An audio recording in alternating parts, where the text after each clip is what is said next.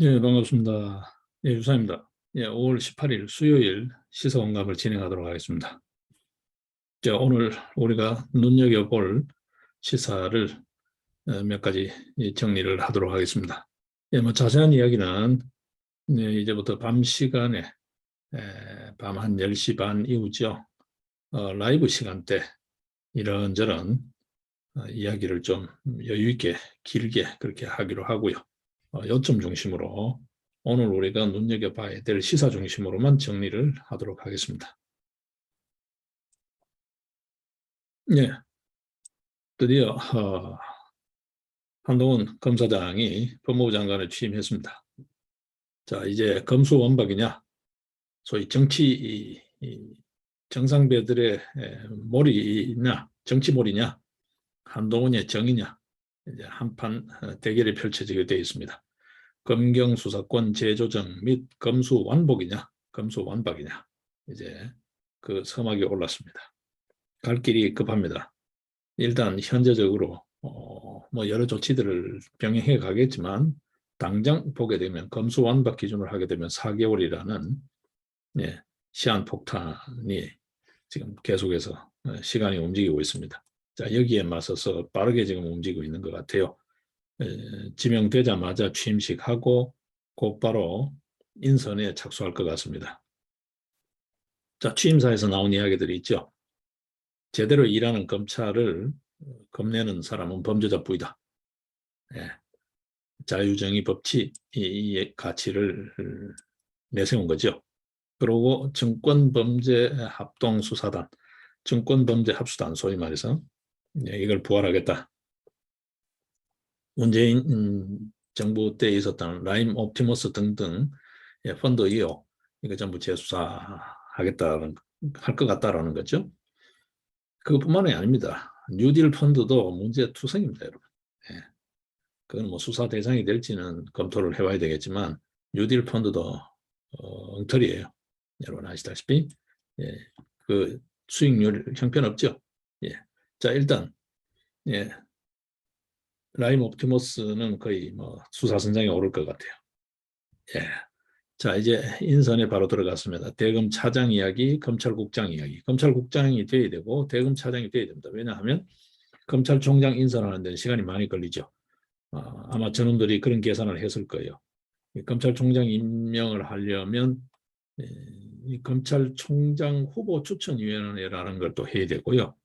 그 다음에 또 그래서 검찰총장 인선이 되면 또 국회 청문회를 거쳐야 됩니다. 그죠? 여러분 청문회 보셨죠? 20일 내에 해야 되는데도 법정 시한도 안 지키고 차일피일 질질 끌고 있는 아직까지 총리도 인준이 안 되고 있는 이런 꼴을 보고 있습니다. 그래서 세월아 내월아 끌어버리면 총장 인선까지 기다리고 있으면 세월이 없습니다. 그러니까 검찰총장 대신 대행체제로 할 수 있기 때문에 차장 인선을 하겠죠. 그래서 차장하고 검찰국장이 들어서면 검찰국장 중심으로 해서 아마 차장, 검찰국장, 법무부 이렇게 해서 검찰 간부 인사가 단행되지 않을까 싶습니다. 그러면 곳곳에 알박기 되어 있는 문재인 정부의 소위 호위무사격인 검사들, 과거에 소위 친문 검사들 싹 물갈이가 되겠죠. 아직 여전히 옷을 벗지 않고 버티고 있는 이성윤 등등 정리가 되겠죠. 이제 더 못 버티겠죠. 일단 이정수 중앙지검장 사표 냈으니까 그렇죠? 자, 일단 일사천리로 되지 않을까. 지금 뭐 인선 관련 이야기들이 나옵니다. 검찰국장의 신자용 28기죠. 그 다음에 대검 차장의 중앙지검장의 송경호 29기입니다. 그렇죠? 그 다음에 이제 대검 차장 인선 관련 뭐 이런 이야기들이 계속 지금 아마 빠르게 정리되겠죠. 그래야 뭐 일이 되니까요. 자, 일단 막이 올랐습니다. 자, 공수처 이야기 겸해서 우리가 같이 기억을 좀 되살려둬야 될 것 같습니다. 16일 공수처 수사 개시 1주년 기자간담회 말은 거창해요. 한 것도 없고 참 어떤 의미에서 거의 뭐 코미디 했죠. 여러분 공수처 뭐 수사한 거 보셨나요? 그냥 방패막이만 한 거죠. 길목만 지키고 아무것도 안 하는 예, 황제 의전부터 해서 그렇죠? 그리고 수사 경험이 없는 사람이 전체 지휘를 하고 있으니까 수사가 될 일이 없죠. 예. 뭐 외부에서는 평가를 그래 합니다. 중립성도 능력도 낙제다라고 하는데 글쎄요. 이 자체가 공수처 자체가 위헌적입니다. 그런 시비가 있었잖아요. 패스트 트랙 할 때. 예, 이 공수처는 폐지해야 마땅합니다. 폐지해야 마땅한데 뭐 자세한 이야기는 빼더라도 지금 한번 보십시오. 공수처 일단 이제 이렇게 되고 나니까 이제 핑계를 댑니다. 뭐라 그럽니까? 사람이 없다. 그다음에 뭐 일단 사람이 없어서 수사를 못했다는 거니까 그죠? 인력, 예산 뭐 늘 하는 상투적인 이야기잖아요.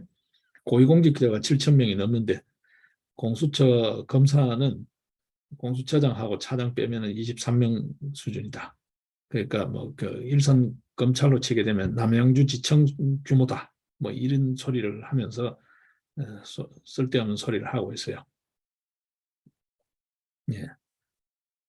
그 조직 확대하고 인력 늘려달라는 거죠. 그 공수처를 계속 가져가겠다는 건데 이 공수처는 폐지되는 게 마땅합니다. 윤석열 지금 대통령 또 후보 시절 때 공약을 했죠. 한 1년 동안 정상화를 위해서 노력을 해보고 시원찮으면 폐지하는 것도 답이다. 라고 이야기를 한 적이 있습니다. 그죠? 이게 정리해야 됩니다. 한번 보십시오. 수사기관이 얼마나 많습니까? 경찰, 검찰, 또 뭐 공수처. 이 도대체 이 나라 형사사법 체계가 어떻게 되는 거예요? 이렇게 누더기로 해가지고 이게 뭐 될까요? 그렇죠? 이게 전부 다 정리를 좀 해야 됩니다. 이게 지금 정치 중립성이 지금 안 되고 있어요. 어쨌든 이 수사기관은 정치적으로 중립성을 유지를 해줘야 되는데 독립기관 있잖아요. 어떤 의미에서 전혀 중립적이지 않아. 어떤 의미에서 대통령 직속 위원회처럼 행동하고 있으니까 이거는 말이 안 되죠. 수사기관이 이 공정성을 잃어버리면 중립성을 잃어버리면 이거는 존립 이유가 없는 겁니다. 예, 공수처는 폐지가 마땅하다. 무슨 뭐 예, 말은 그렇게 했다 그래요. 어? 법무검찰개혁위원회 원안대로 검사 50명, 수사관 70명을 달라는 이야기인데 그래야 제대로 작동할 수 있다는데 글쎄요. 여러분 한번 보십시오. 뭐 검사 50명을 준들, 뭐 500명을 준들 지금 현재 공수처 김진욱의 공수처가 수사 제대로 할까요? 이상한 짓만 하겠죠. 그렇죠? 여러분 여러분들은 직접 확인을 안 해보셨나요? 어지간한 사람들 다 뒷조사한 거 신상털이한 거 공수처잖아요. 공수처는 수사를 받고 처벌을 받아야 될 기관입니다. 그렇죠? 사생활을 침해한 거니까. 도청한 거잖아요. 어떤 의미에서. 남 뒷조사한 거잖아요. 예, 인권을 유린한 거잖아요. 이 공수처. 김진욱 공수처장부터 수사 처벌 대상입니다. 뭐 조직 늘려달라, 사람 늘려달라. 그래가지고 사람 없어서 일 제대로 못했다. 이런 허튼 소리 할 게 아니라 직무유기 직권남용 뭐 대표적으로 이야기 많이 되고 있는 그렇죠? 불법 기관이었어요. 어떤 의미에서. 예, 위헌 기관이었어요. 예, 공수처는 폐지가 마땅하다. 예, 검찰 정상화 정말 그야말로 뭐 검수완박법을 검찰 정상화법이라고 저놈들 우기고 있으니까 정말 검찰을 정상화하는 계기가 되기를 바랍니다. 정의가 실현되는 계기가 되기를 바랍니다.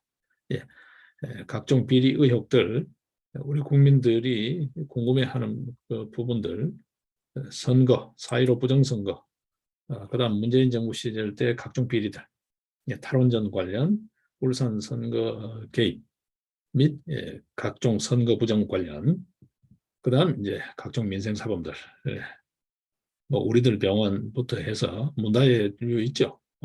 그쪽 관련되는 이스타 항공, 뭐 이런 쪽 관련되는 뭐 우리들 버닝썬 사건도 제대로 해야 됩니다, 여러분. 지금 가상화폐, 뭐 루나 이런 사건들이 지금 조금씩 불거져 나오고 있습니다만, 예, 버닝썬 정리해야 됩니다. 라임, 옵티머스, 뭐 신라젠 많죠. 예, 이게 좀 다 좀 정리를 해야 됩니다, 그죠? 예.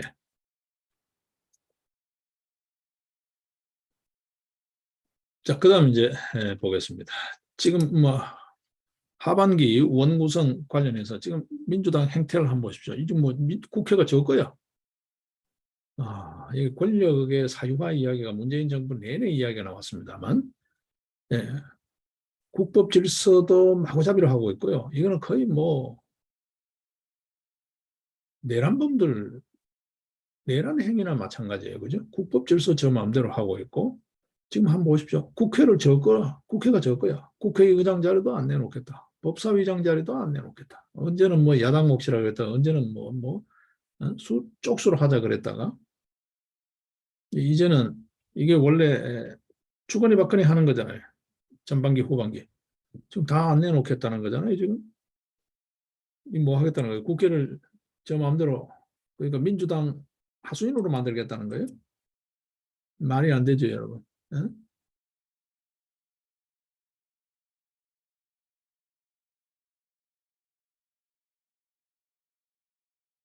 지금 뭐 국회의장 꼴을 한번 보십시오. 박병석. 그 앞에 문희상.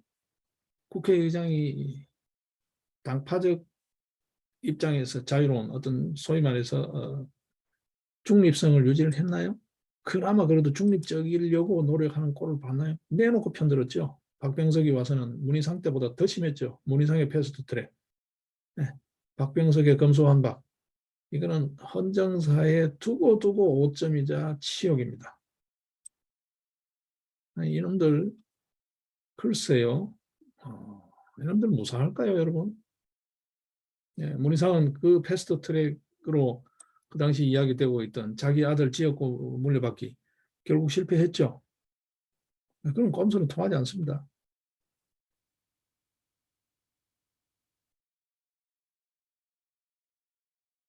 예, 박병석이 이제 한 보죠. 예, 벌써부터 뭐 이런저런 자본들이 좀 있으니까 그죠. 한 보죠. 예.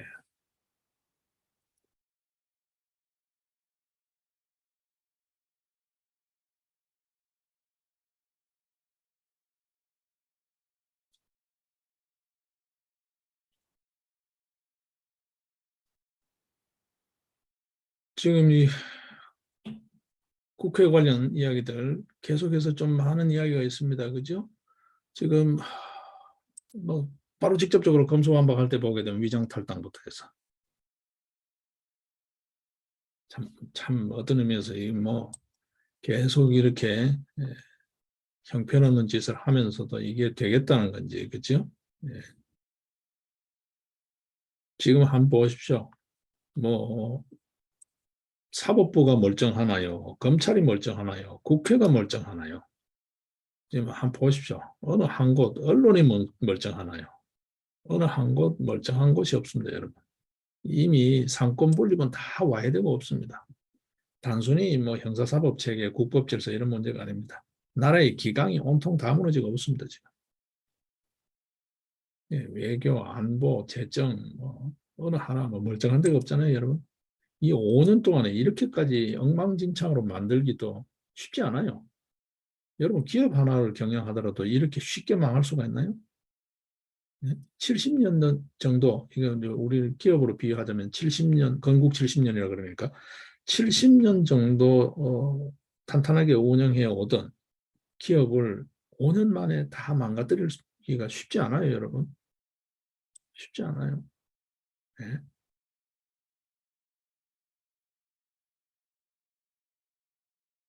이 지금 노는 꼴들 한번 보십시오, 지금. 네. 국회의장 당적 이탈, 어떤 의미에서 의무지요. 근데 아예 이거를 뭐 내놓고 지금 무시하잖아요. 예.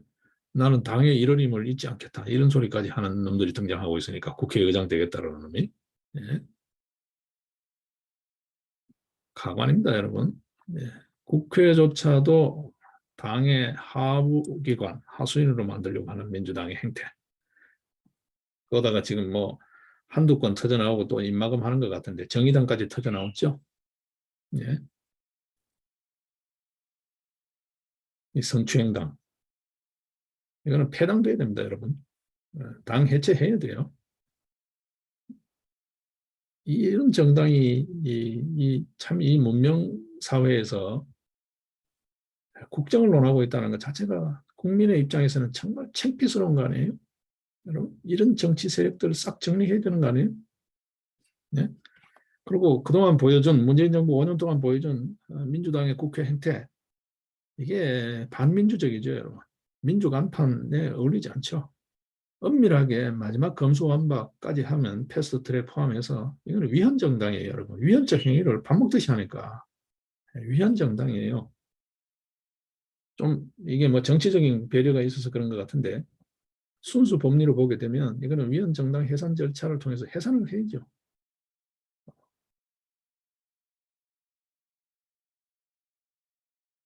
자, 이 행태가 빚어지고 있습니다.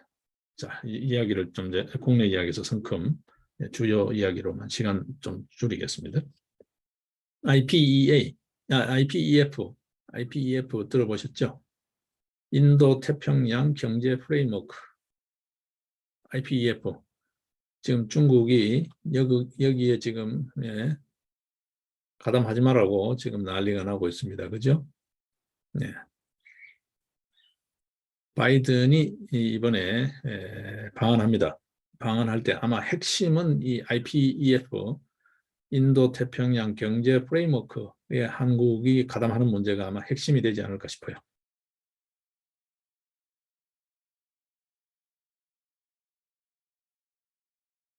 네, 요점은 그거죠. 세계의 경제의 공급망에서 중국을 퇴출시키겠다는 거죠. 네, 중국이 지금 강력하게 반발하고 있습니다만 중국은 자업자득이에요. 중국이 그동안 보여줘온 행태를 보면 자업자득이에요. 네.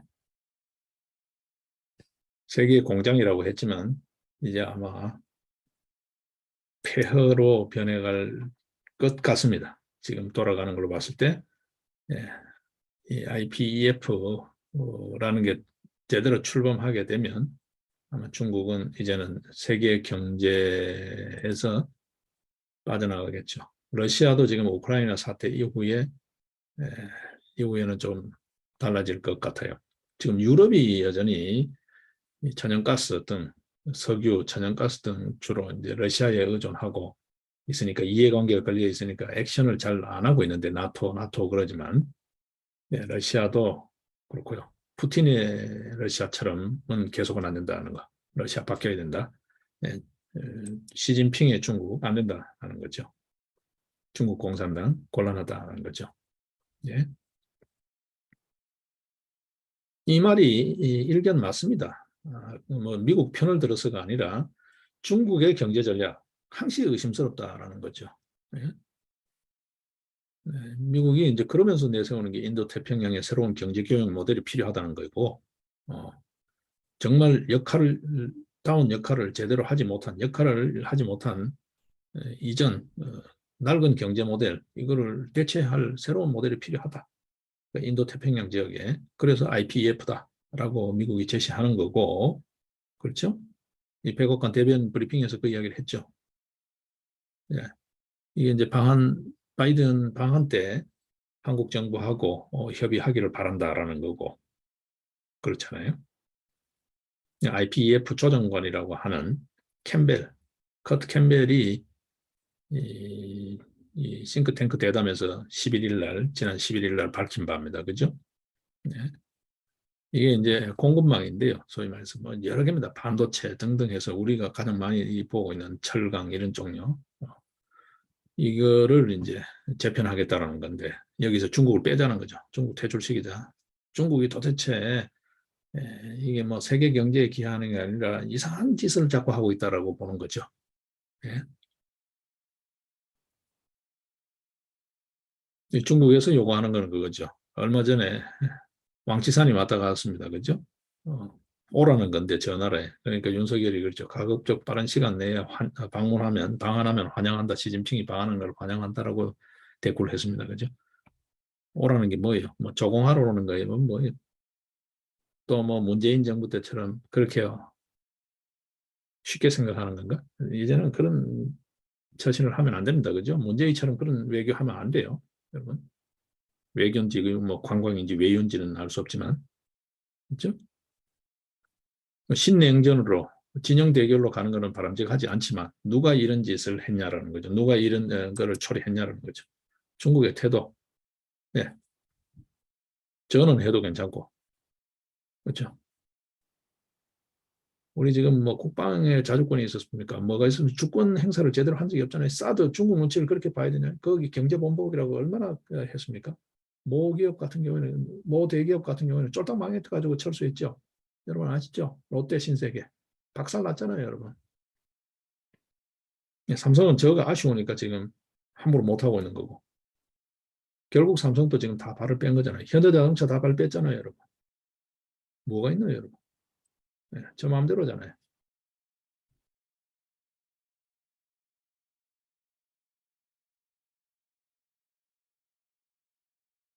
자, 일단은 IPEF가 아주 첨예한 외교의 핫 이슈가 되고 있습니다. 첨단 기술의 공급망을 새로 짜겠다. 세계 경제의 엔진을 새롭게 구축하겠다라는 겁니다.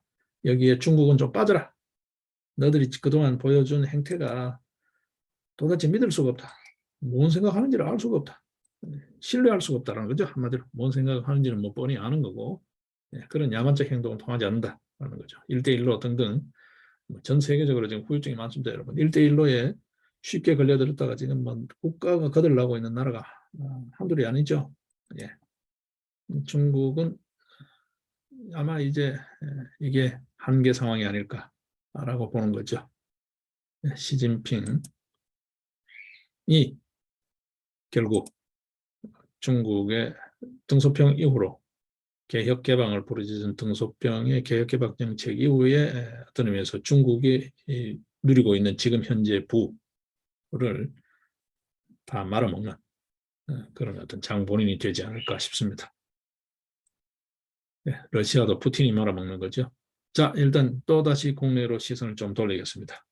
여러분, 동사무소, 민원인보다 공무원이 많다. 이거 오래된 이야기입니다, 여러분. 제가 지역 활동을 할 때, 그러니까 2000년대 초부터 이미 민원인 숫자만큼 또 만큼밖에 안 되는 공무원, 이게 일선 지방의 읍면을 가면 그랬습니다.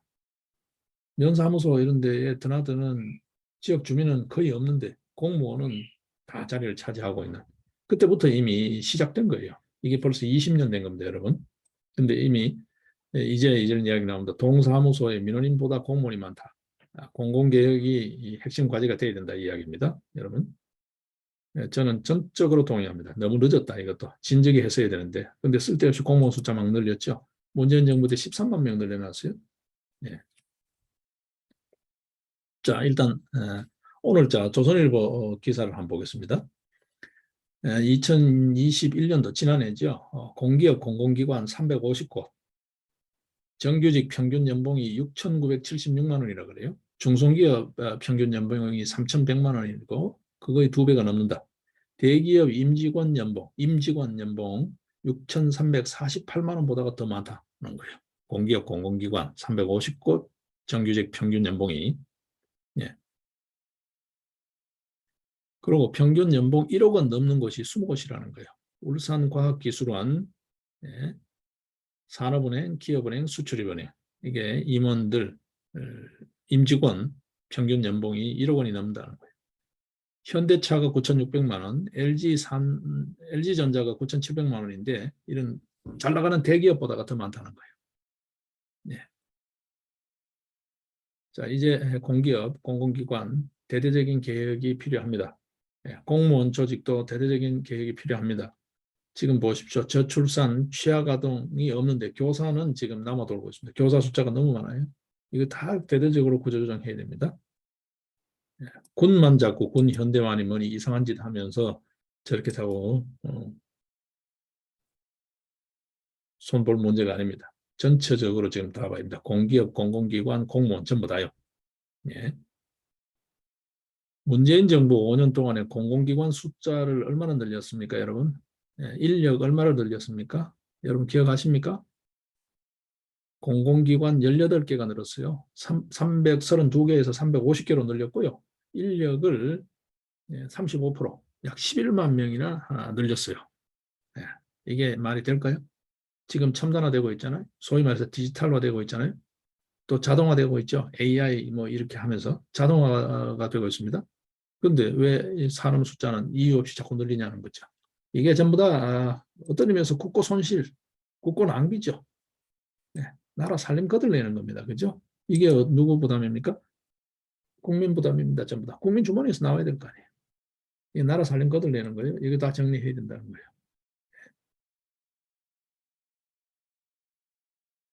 2016년까지, 그러니까 문재인 정부가 들어서기 전까지는 다 이익을 내던 게 소위 말해서 수익형, 사업형 공기업들이에요. 36개라고 하네요. 근데 그때까지 순이익이 적은 게 아닙니다. 14조 원의 순이익. 한전 보십시오, 여러분. 3분기 만에, 한 분기에 8조 원의 손실이 발생되고 있습니다. 이거 5년 만에 그렇게 만들어 놓은 거예요. 한전이 흑자 기업이었잖아요, 여러분. 1조 2천억 정도의 흑자를 내던 기업이 지금 8조, 분기에만 8조, 올 1년 동안에 20조가 예상된다 그러죠. 자회사를 매각해도 이게 수습이 안 된다. 왜냐하면 수익 구조가 지금 악화되어 버린 거죠.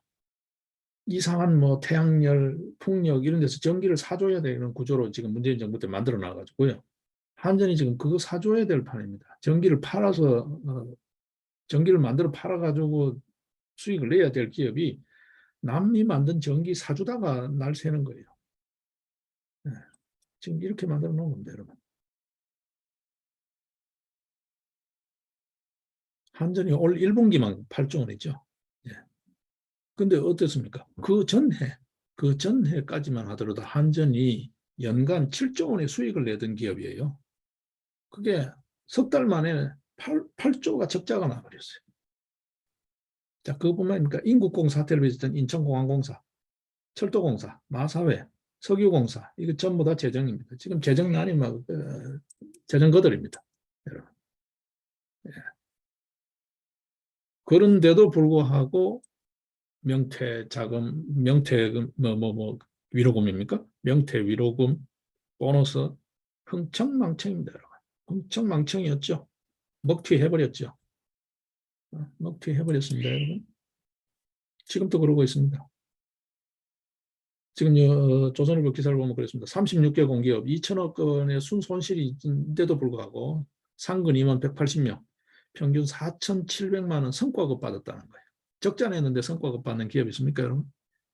이렇게 하고 있습니다. 이렇게 하고 있습니다. 2년 전부터, 그러니까 문재인 정부 중후반기로 들어서면서부터 모든 공기업이 지금 예, 적자, 손실에 허덕이고 있다는 거예요. 예, 중앙정부 공무원 수 13만 늘렸고요. 문재인 정부 5년 동안에 인건비 지출 30%가 늘어났습니다. 예. 이명박 박근혜 정부 때보다가 2배 이상 늘렸어요. 예. 얼마나 웃기냐 하면 한번 보십시오. 지자체 지금 지방선거 곧 있습니다만 이 지방선거 지자체 다시 재검토해야 됩니다. 저는 지자체를 폐지하자는 주의예요. 이제는 수명이 다 했다. 지금 한번 가보십시오. 소멸지자체가 늘어나고 있는데 무슨 지자체예요, 여러분? 예? 인구는 자꾸 줄고 있는데 공무원은 자꾸 늘어나고 있어요. 지방 한번 가보십시오. 소멸지자체 한번 가보십시오. 네, 일선 동사무소, 면사무소 한번 가보십시오, 여러분. 지역에. 제가 있을 때, 그러니까 20년 전부터 이랬습니다, 이미. 예? 하루 종일 있어봐도 면사무소 드나드는 사람이 20명 정도밖에 안 되는데 면사무소 직원이 20명이 넘어. 면장부터 해서. 그게 벌써 20년 된 거예요, 여러분. 20년 된 겁니다. 예. 이거 어떻게 할 거냐는 거죠. 예. 거기다가 공무원 연금까지, 연금개혁은 뭐 따로 또 다뤄야 되겠지만 연금개혁까지 하면요. 퇴직금, 연금 이런 것까지 하면. 예. 문재인 정부 5년 동안에 그것만 얼마 늘려놓은지 압니까? 공무원 퇴직연금 뭐 등등 해서 그쪽 부담분요, 재정부담 300조를 늘려놨어요, 여러분. 300조. 이거는 국가 채무에 계상이 되고 있지 않은데 국가 채무까지 하게 되면 문재인 정부 때 7, 800조를 늘려놓은 겁니다, 여러분. 5년 동안에. 이렇게까지 거들내기도 쉽지 않아요. 이거 기네스북에 오를 수 있으면 올릴 만큼의 신기한 일이에요, 이거. 예. 버는 거는 못하고 떨어먹는 데는 아주 천재적인 놈들이에요. 이거 그냥 떨어먹었겠어요? 먹튀 했겠죠, 일부에서는. 이게 전부 다 비리 정리를 해야죠. 이거 단순히 개혁 문제로 될 문제가 아닙니다. 너무 지금 비만이 심해요. 국가 재정에 누수 부분이 너무 심해요. 주범은 문재인 정부입니다. 문재인 정부입니다. 지자체 방금 제 이야기 나왔죠. 지자체 이거 전면 재검토하고 임용제로 바꿔야 됩니다. 바꿔야 됩니다. 이게 민주 아닙니다, 여러분. 이건 망국적 행위와 다름없습니다. 이제 지자체 바꿔야 됩니다. 교육감 선거 바꿔야 됩니다, 여러분.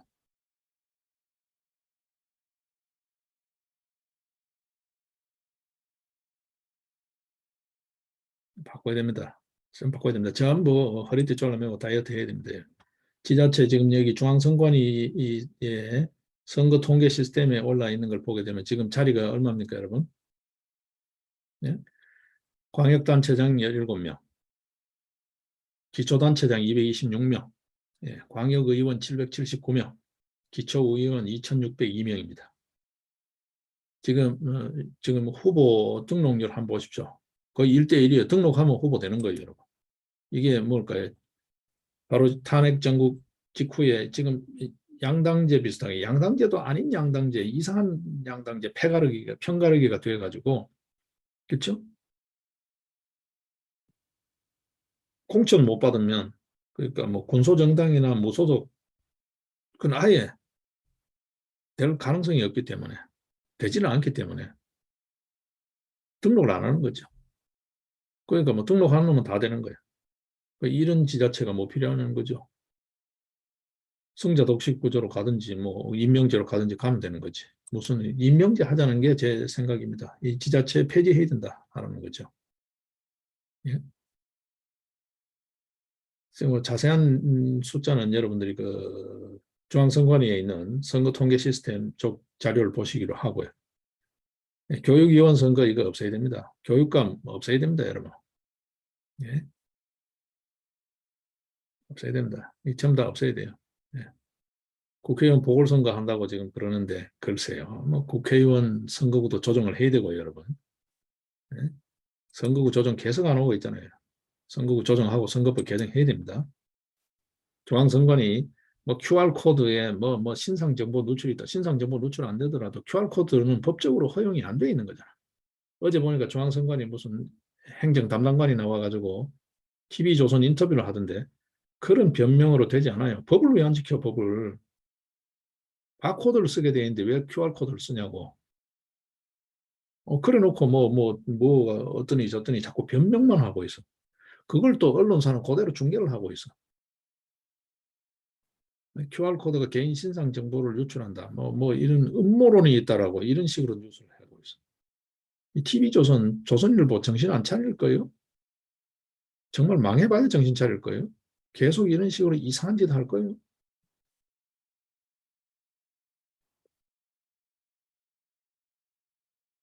예, 이 지금 교육감 등등 해서 우리가 민주화 이야기를 하면서 했던 각종 그 자치제, 이거 전면 재검토해야 됩니다. 지금 뭐 자치경찰까지 나와가지고 엉망진창입니다. 뭐 퇴직한 경찰 공무원 다시 들어가고 지금 뭐 엉망이잖아요, 여러분. 이거 뭐 하자는 건지 모르겠어요. 누구 쫓아고 하는 짓인지를 모르겠다고요. 자, 일단 조금 이야기가 거칩니다. 그죠? 자, 이 정도로 우리가 오늘 정리를 하죠. 자, 일단 오늘 이야기를 정리를 하면 한동훈 법무부 장관이 들어섰는데 일단 형사사법 체계부터 국법 질서를 바로 세우자라는 거. 자, 예. 공수처 이런 거 위헌적인 기관들, 위헌적인 법률들 싹 좀 정리를 하자. 깔끔하게. 자, 그 민주당의 행태 더 이상 용납할 수 없다. 국회가 넣을 거냐? 국회가 민주당 넣을 거냐? 이런 엉터리 짓 그만해라. 라는 거. 예, 의회 민주주의도 아니고 이건 지금 뭐 웃기는 짓을 하고 있잖아요. 예, 이거 정리해야 된다. 라는 거 오늘 우리가 다시 새길 부분입니다. 자, 그 다음에 이제 국내부터 정리를 하겠습니다. 공무원, 공기업, 공공기관 과감히 개혁해야 한다. 쓸데없이 자리만 차지하고 국가 재정을 축내고 있는 이 기관들 다 정리해야 된다. 겸해서 지자체 폐지하는 쪽으로 우리 의견을 모아서 행동을 결집해가자. 이런 의미 없는 선거, 이것도 국력 낭비다. 선거 보십시오, 여러분. 선거 한다고 각종 경비들 얼마나 나갑니까? 이거 선거 관리 비용부터 해서. 이거 전부 아껴서 생산적으로 좀 그렇게 쓰여질 수 있도록 예산 재분배를 하자. 자원 재분배를 하자. 자, 그 다음에 당면해 있는 외교관계, 경제가 일단 중심에 서 있습니다. 군사, 외교라고 하지만 가장 중심에 있는 게 군사적인 거하고 경제적인 거예요. 안보하고 경제인데 안보는 한미동맹을 탄탄히 하고 그 또 다른 연장선상에서 IPEF 적극 협력해가는 쪽으로 중국을 더 이상 믿을 수 없다. 사인 간에도 여러분 관계해 보십시오. 더 이상 믿을 수 없다. 신뢰가 없어요. 신뢰가. 원칙이 없어요. 기준이 있고 그 기준에 따라서 서로가 뭐 신뢰를 훼손했으면 거기에 따르는 뭐가 있어야 되는데 기준이 없어. 저 마음대로야. 기준이 없어요. 여러분 저 중국 법원에 어떤 쟁송 같은 거 한번 해보십시오. 이거 완전히 그냥 원님 재판도 아니에요. 판결 이유서도 없는 판결이에요. 뭐 이렇게 한다 끝이에요.